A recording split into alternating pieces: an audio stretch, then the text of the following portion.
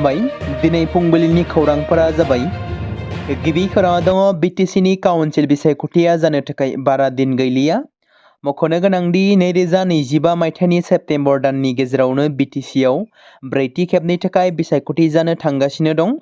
जों बयबो मिथिगौदि बिटिसिआव गासै मोन 40 बियाब दं आरो बे मोन 40 बियाबाव गावबा गाव दोलोनि बिजाथिफोरखौ देरहाहोनायनि थांखिजों नारा नाथा जुजिलायनाया सोलिगासिनो थानायखौ बे समाव नुनो मोन्दों। बांसिनै बिटिसि बिसायख'थिनि मोन 40 बियाबावनो इउपिपिएल, बिपिएफ आरो बिजेपिनि जुजिलायनाया जागोन, जेराव गावबा गावनि पार्टिया गावबा गावनि बियाबनि बिजाथिखौ देरहासार खालामनानै बांसिनै मासि लानानै सरकार दानायनि एबा खुंथायाव फैगोननि आसा फारिनायफोरखौ रायजो राजाफोरनि गेजेराव बुंथिलायबोदों। बे समाव नोंथांमोना बयबो कमेन्टनि गेजेरजों फोरमायहर जानो गोनां 2025 नि बिटिसि बिसायख'थियाव बबे बबे पार्टिया बेसेबां मासि लागोन आरो सोर सरकाराव फैगोन कमेन्टनि गेजेरजों फोरमायहरनो हागोन। बेराफारसेथिं मैयानि समाव बिपिएफ दोलोआ मोन 40 बियाबनि गेजेराव मोन 22 बियाबाव बिजाथिनि मुंखौ फोसावनानै होबाय। बिजाथिनि मुं आरो फारिलाइखौ बिटिसिनि बारग' चिफ बिथां हाग्रामा महिलारिया गावनि अफिसियेल फेसबुक पेजनि गेजेरजों फोसावदों। 2025 मायथाइयाव जानो गोनां बिटिसि बिसायख'थिनि थाखाय बिपिएफनि गासै मोन 40 बिजाथिफोरनि गेजेराव सा 22 बिजाथिफोर आरो बियाबनि मुंफोरखौ नोंथांमोननि गेजेराव फोरमायनो लादों। गिबियावनो दङ 1 नं पर्बत जरायाव मुनमुन ब्रह्म, 2 नं गुमा बियाबाव महम्मद आन्ताज आली, 3 नं श्रीरामपुराव बियाबाव मुक्लेश्वर रहमान आरो 4 नं जमदुवार बियाबाव उइलियाम नार्जारी, 5 नं सराइबिल बियाबाव मृत्युंजय नार्जारी, 6 नं कुसुगाव बियाबाव रबिराम नार्जारी, 8 नं दतमा बियाबाव प्रकाश बसुमतारी, 10 नं देबरगाव बियाबाव बिथां हाग्रामा महिलारियानो, 9 नं बावखुंग्रि बियाबाव दानेश्वर गवारी, 10 नं सालाकाटि बियाबाव देरहासाद बसुमतारी, 11 नं निसिमा बियाबाव जेम्स बसुमतारी, 12 नं काजलगाव बियाबाव पानिराम ब्रह्म, 13 नं चिरां बियाबाव सुक्रु सिंह मुसाहारि, 14 नं सबाइझार बियाबाव धीराज बरगयारी, 15 नं मातांगुरि बियाबाव बेगम आख्तारा आहमेद, 16 नं दिहिरा बियाबाव आगुस्तुस तिग्गा, 17 नं दारांगाजुलि बियाबाव इमानुएल मुसाहारि, 18 नं रेसर बियाबाव महेश्वर बसुमतारी, 19 नं सुक्लाय सेरफां बियाबाव गणेश कसारी, 20 नं कैराबारि बियाबाव लोमस्राव दैमारि, 21 नं दोनस्रि बियाबाव प्रेस मुसाहारि, 22 नं भैरबखुन्द बियाबाव रिहन दैमारि आरो बेनि अनगायैबो गोबांथार माखासे थाबावनाय बिजाथिफोरनि गेलेगिरिनि मुं आरो बियाबनि मुंखौ बिथांमोना थाबैनो फोसावनानै होगोन। नैथि खौराङा दङ मोनसे दुखुनांथाव आरो खैफोद गोनां जाथाय। थाम्फैनि उदखाराव गासै दरब्रै गामिनि रायजो राजाफ्रा मोजाङै जानो लोंनो थानो हायाखै, जेराव रायजो राजाफोरा थाम्फैनि उदखाराव जानांदों गोबां जेंनाजों भुगिनांनो गोनां जादों। मिथिनो मोननाय बायदिब्ला माब्लाबा गाइखेर दोननायाव थाम्फैजों मोगा-मोगि, माब्लाबा बेदर फोराननायाव थाम्फैनि उदखार। बे जाथाया सोमजिदों चिरां जिल्लानि अन्थाइबारि दमगावजों नांजाबनाय दरब्रै गामिफोराव, जेराव दरब्रै गामियाव गोहोम गोग्लैदों। भुगिनांनाय रायजो राजाफ्रा फोरमायथिनाय बायदिब्ला थाम्फैफोरा अन्थाइबारि ओनसोलाव जाकब नार्जारी मुंनि कन्ट्रेक्टरा मोनसे चिरां पल्ट्रि फार्म फसंदों। बे फार्माव मुलि सारैनि जाहोनावनो गोबां बिबांनि थाम्फै उजिनानै गामिफोराव हाबफैनानै थाम्फैफ्रा जानाय लोंनाय आरो सानफ्रोमबोनि जिउ खुंनायाव असान्ति खालामदों। माब्लाबा हां लानो हायै बादि मोनामनाय, माब्लाबा बेदरफोर फोरानोब्ला थाम्फैनि बिरफुंनाय, माब्लाबा जाग्रा आदारफोराव थाम्फै बानाय आरो मानसिनि साखाथियाव थाम्फैनि बिरफुंनायजों गोबां रोखोमनि असान्ति मोनदों होनना फोरमायदों। बेनिखायनो बैफोर जेंनाफोरखौ सुस्रांनानै होनांगौनि गेजेरजों रायजो राजाफ्रा गोबां खेब जाकब नार्जारीजों रायलायहरदोंमोनब्लाबो नाथाय जेबो मोजां फिननाय फैयाखै जाकब नार्जारीनिफ्राय। बे जाथायनि थाखाय रायजो राजाफ्रा मैया चिरां जिल्लानि पल्ट्रि फार्मखौ बन्द' खालामनांगौ आरो होखारनांगौ होननानै सोमावसारो आरो चिरां पल्ट्रि गो बेक बायदि बायदि स्लगानजों बिथांमोना सोमावसारो। बे सोमावसारनाय हाबाफारिजों लोब्बा लाखिनानै गामिनि रायजो राजाफ्रा गोख्रै अजद होनायनि बाथ्राफोरखौ खौरां बिजोंनि गेजेरजों फोरमायदों। थामथि खौराङाव दङ थांनाय माखासे दान सिगाङाव बिटिआर सोरखारा ग्रेजुवेट टिचार आरो पस्ट ग्रेजुवेट टिचारनि 1000निबो गोबां एपइन्टमेन्ट लेटार राननानै होखांनायनि उनाव फिन आरोबाव बे खेबाव बिटिआर सोरखारा लानानै फैबावदों मोनसे मोजां खौरां। जेराव एलपि आरो इउपि फरायसालिनि फोरोंगिरिफोरनि थाखाय मोजां खौरां होननानै बुंनांगोन। मैया बिटिआरनि गाहाय मावफुं सोद्रोमा प्रमद बर'आ फोरमायथिनाय बायदिब्ला बिटिआरआव जेबो रोखोमनि गेना गोरोन्थि गैयाजासे साख्रि होबोबाय थानाय जादों आरो बे खेबाव फैगौ सप्तानि गेजेराव एलपि आरो इउपि फरायसालिनि टिचारफोरनो साख्रि थिसनगोन। बेराफारसेथिं बिटिसिआव दासान्दि बिजेपि दोलोनि मेल मिटिं फोसावदिंनायनि सायावबो खुगा बेखेवदों प्रमद बर'आ। बिथाङा बुंदों बिजेपि दोलोआ बिटिआरआव गिदिर गिदिर मेल मिटिं खालामब्लाबो इउपिपिएल दोलोआव जेबो गोहोम गोग्लैनाय नङा होनना बिथां प्रमद बर'आ बुंदों। ब्रैथि खौराङाव दङ थांनाय माखासे दान सिगाङाव आसामनि क'क्राझार, बङाइगाव आरो चिरां जिल्लानि माखासे इउनिसेक्स सेलुनफोराव गाज्रि हाबा मावनायजों लोब्बा गोनां माखासे लाइमोन आरो हौवाफोरखौ हमदोंमोन। बेबायदिनो एखे जाथाय सोमजिदों बिहार रायजोआव इउनिसेक्स सेलुनाव इसिङारि सोमोन्दो लाखिनायनि अजदाव सानै लाइमोनखौ एरेस्ट खालामदों। जाय जाथाया गोबाव समनिफ्रायनो जाबोबाय थादों होनना ओनसोलनि सुबुंफोरनि फोरमायथिखौ बिथा खालामनानै एरेस्ट खालामदों होनना सुलुङाव फोरमायदों।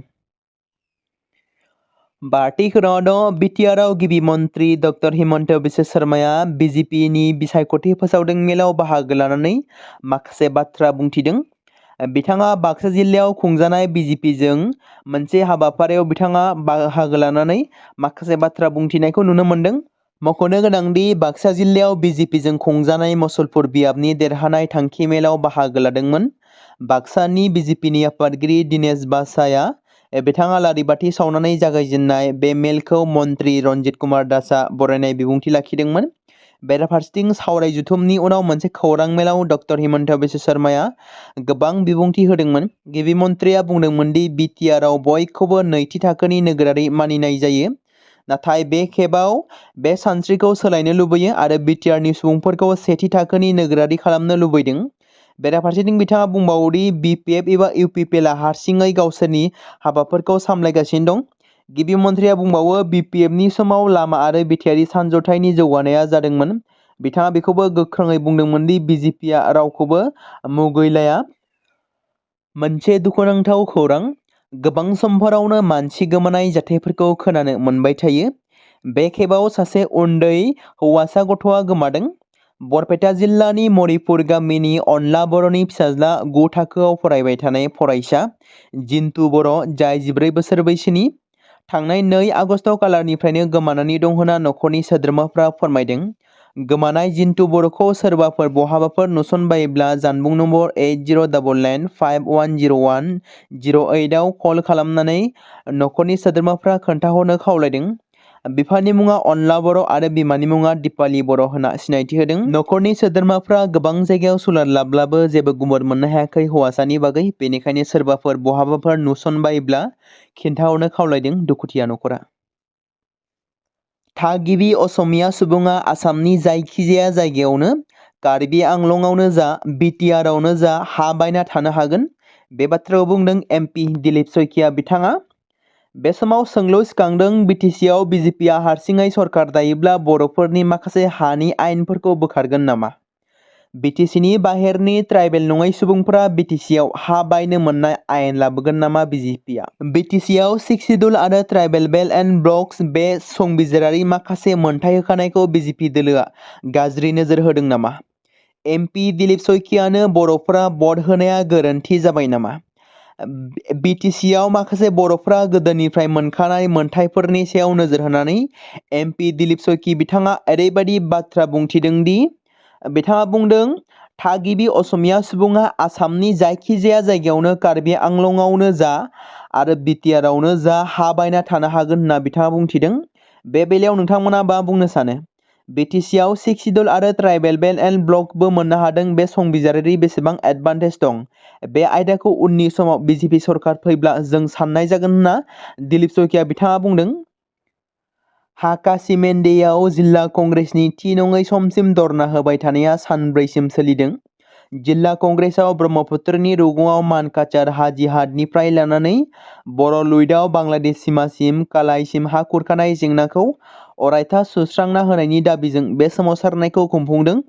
1 आगस्तनि फुंनि 10 रिंगानिफ्राय खोला चालमारानिफ्राय मानकाचार जिल्ला कंग्रेसआ हाकासिमेन्डे बास स्टेशनाव थि नङै समसिम सोमावसारदों। जिल्ला कंग्रेसनि आफादगिरि आरो मानिकाचार बारग' आयेन दागिरि डक्टर मतिउर रहमान मण्डलनि दैदेननायाव सोमावसारनाया समबार खालाराव 4थि सानाव आगान होदों। बबेखानि अजद होदों दि सरकार आरो खुंथाय मोन्नैबो बे आयदायाव जेबो गोनांथि होआखै। मख'जाथावदि भारत बांलादेश सिमाजों नांजाबनाय कक्राडाङाव बुरलुंबुथुर दैमानि रुगुंफोराव खुरखालांगासिनो दं। कक्राडाङाव खुरखानाय भारत बांलादेश सिमाजों नांजाबनाय लामाफोरनि थाखाय मोनसे गिथावना खैफोद सोमजिदों, जेराव सिगांनिफ्रायनो कक्राडाङाव मोन 11 नखरफोरा गावसोरनि न'फोरखौ गारनानै खारनो गोनां जादों। खुरखानायनि जाहोनाव माखासे हा गैजायै नखरफ्रा सिमा फोनांजाबनाय लामाफोरनि खाथियाव आश्रय लानो गोनां जादों। गुबुन फारसेथिं, जुदि सिमा फोनांजाबनाय लामाया गाज्रि जायो अब्ला थाबैनो बिथांमोना आरोबाव बे जेंनाजों भुगिनांनो गोनां जाबावगोन। बे बिथिंखौ नोजोर बोनानै सोमावसारनाय हाबाफारिखौ जागायदों। मोनसे सोमोनांथाव खौरां। मोनसे गोथौ दैमायाव गब'नाय सासे सुबुङा 5 साननि उनाव गोथाङै नुजाफैफिनदों, जाय जाथाया सुबुंफोरखौ समखिखांनाय आरो सोमोनांनाय थासारि लाबोदों। मोनसे रिपर्टआव फोरमायथिनाय बायदिब्ला सासे सुबुङा 5 सानसिम मोनसे गिख्रंथाव गोथौ दैमायाव गब'नानै थाबथानानै थादोंमोन आरो बिथाङा 5 सानसिम गोथाङै मा जानानै दंमोन। बे जाथाया थांनाय 19 जुलाइ खालारावनो जादोंमोन, जाय जाथायखौ लानानै समाजारि बिजोङाव गोबां सावरायजानायखौ नुनो मोन्दोंमोन। जेब्ला चाइनानि हुनान रायजोनि थागिबि स्कुबा डाइभार उहांआ सासे लोगोजों दैमायाव सानस्रिनायनि 5 मिनिटनि उनावनो गोमादोंमोन। दैमाया गोबां मिटार गोथौमोन, जेब्ला सा बाहागोनि 9 मिटारसो गाहायाव मोनसे जेथोगोनां मिथिंगायारि दन्दरनि दरखं दंमोन। पुलिस हान्जाया थाबैनो उहांखौ नागिरनाय हाबाफारिखौ जागायदोंमोन। खोला चीननि मोनसे रैखाथि हान्जाया खमैबो 130 मिटार दैमानि गोथौसिन सहैनानैब्लाबो जेबो मोनाखैमोन आरो गोजौआव फैफिननाय समाव 100 मिटारनि खाथियाव रैखा खालामदोंमोन। लाइमोनखौ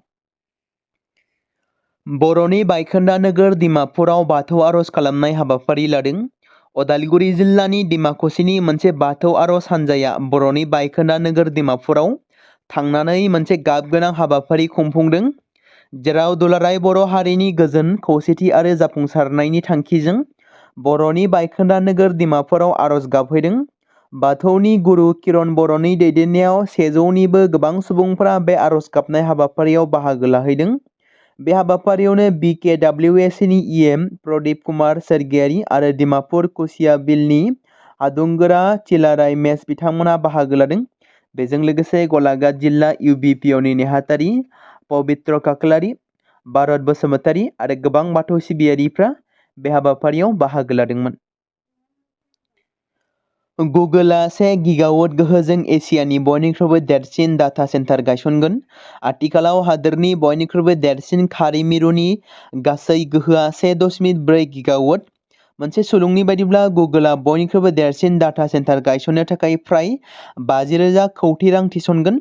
बेजों फोनांजाबनाय गोदान गोहो दिहुनथायनि थाखाय 16,000 कौटि रांनि गोहो थागोन, जाय डाटा सेन्टारनि मोब्लिबनि गोनांथिखौ आबुं खालामगोन।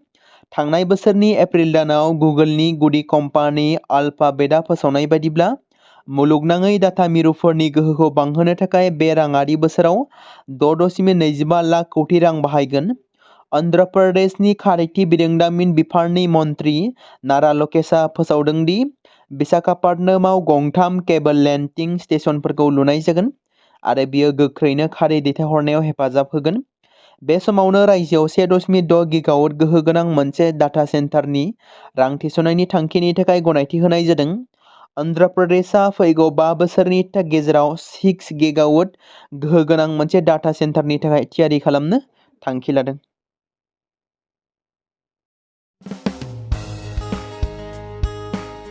बे समाव मोनसे गोनां फोसावथाय बर' सावथुन नायनानै मोजां मोनग्रा गासै बर' रायजो राजाफोरनि गेजेराव लानानै फैदों मोनसे बर'नि OTT प्लेटफर्म गोनां, जाय प्लेटफर्मनि गेजेरजों नोंथांमोना बर'नि गोजाम सावथुनफोरखौ नुनो मोनगोन।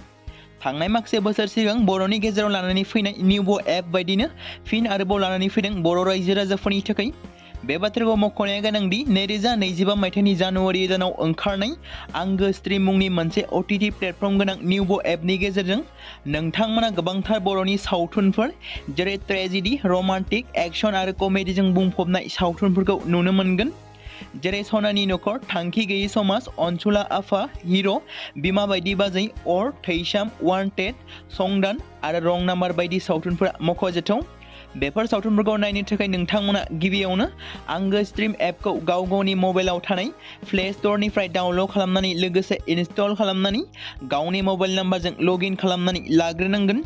बेनि उनाव नोंथांमोना गोबांथार नुनो मोनै सावथुनफोरखौ गुगोल पे, फन पे आरो पेटिएमजों रं नाम्बार सावथुनखौ नायनो थाखाय 60 रां आरो संदान सावथुनखौ नायनो थाखाय 80 रां, वान्टेड सावथुनखौ नायनो थाखाय 60 रां, थैसाम सावथुनखौ नायनो थाखाय 60 रां बेबायदिनो गोबांथार नुनो मोनै सावथुनफोरखौ नायनो थाखाय सुबिदा खालामनानै होदों आंगो स्ट्रिम प्लेटफर्मा। फिन नोंथांमोननि गेजेराव फोरमायबावनो लादों बर' सावथुन नायनानै मोजां मोनग्रा गासै बर' रायजो राजाफोरनि गेजेराव लानानै फैदों मोनसे बर'नि OTT प्लेटफर्म गोनां, जाय प्लेटफर्मनि गेजेरजों नोंथांमोना बर'नि नुनो मोनै सावथुनफोर जेराव गोदान गोजाम सावथुनफोरखौ नुनो मोनगोन। बे बाथ्राखौ मख'नाया गोनांदि 2025 मायथाइनि जानुवारि दानाव दिहुनजानाय आंगो स्ट्रिम मुंनि मोनसे OTT प्लेटफर्म गोनां एपनि गेजेरजों नोंथांमोना गोबांथार बर'नि ट्रेजेडि, रमान्टिक, एक्शन आरो कमेडिजों बुंफबनाय सावथुनफोरखौ नुनो मोनगोन। जेरै रं नाम्बार, संदान, वान्टेड, थैसाम, अर, बिमा बायदि बाजै, हिर', अनसुला आफा, थांखि गैयै समाज, सनानि नखर बायदि बायदि सावथुनफ्रा मख'जाथाव। बेफोर सावथुनफोरखौ नायनो थाखाय नोंथांमोना गिबियावनो आंगो स्ट्रिम एपखौ गावनि मबाइलाव थाखानाय प्ले स्ट'रनिफ्राय इनस्टल खालामनानै गावनि मबाइल नाम्बारजों लगइन खालामखांनायनि उनाव नोंथांमोना गोबांथार नुनो मोनै सावथुनफोरखौ गुगोल पे, फन पे आरो पेटिएमजों रं नाम्बार सावथुनखौ नायनो थाखाय 60 रां, संदान सावथुनखौ नायनो थाखाय 80 रां, वान्टेड सावथुनखौ नायनो थाखाय 60 रां, थैसाम सावथुनखौ नायनो थाखाय 60 रां बेफोरबायदिनो अर सावथुनखौ नायनो थाखाय 60 रां पे खालामनांगोन। बेबायदिनो गोबांथार नुनो मोनै बर' सावथुनफोरखौ नायनो थाखाय सुबिदा खालामनानै होदों आंगो स्ट्रिम प्लेटफर्मा।